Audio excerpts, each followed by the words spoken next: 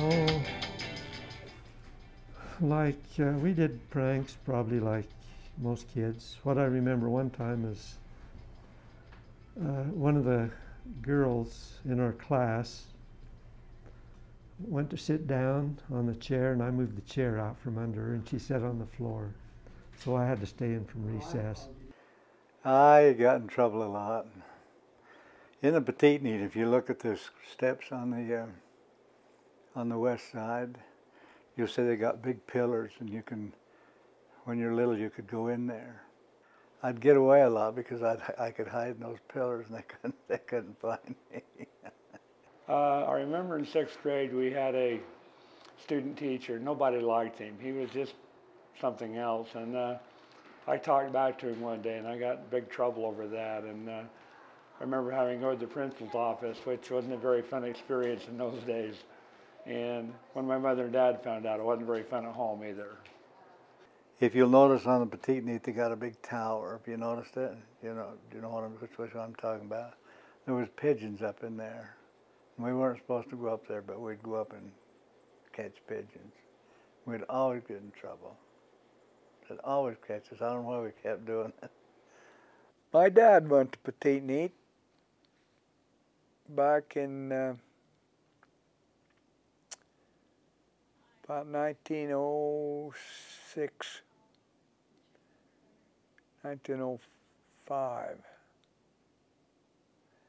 He was an identical twin.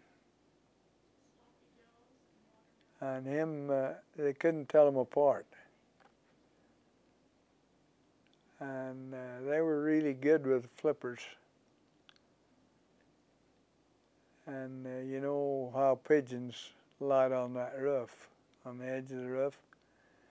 They took the flippers to school one day, and at recess time, those pigeons lit on that roof, and they shot a pigeon off and killed it. And there was a lady there that was their teacher. I think her name was Mrs. Littlewood. She married Doc Curtis. They were going to expel him.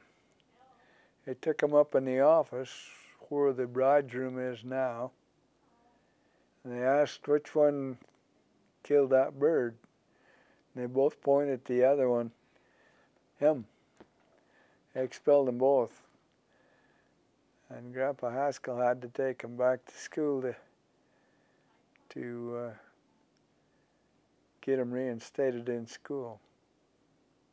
Can't think of the time I got in trouble, but I can remember walking home when one of the boys in my class threw a rock and hit me in the head, split my head open, but he got in trouble for that, so I don't remember when I got in trouble. Well, because I got in so much trouble all the time, we had a police among the students, you know.